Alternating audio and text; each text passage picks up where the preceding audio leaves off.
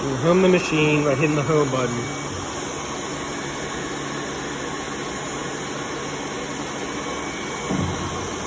Get it to where you want to cut.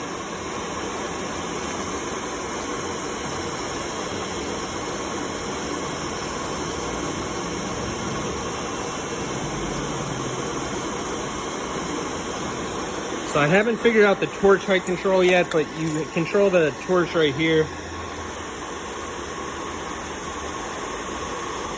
Once I have my home position, you hit XY0,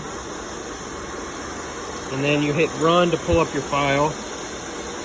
U-disk, OK, which is your flash drive. You find the file you want. I'm going to do it with a star. Hit OK again. And then one more time.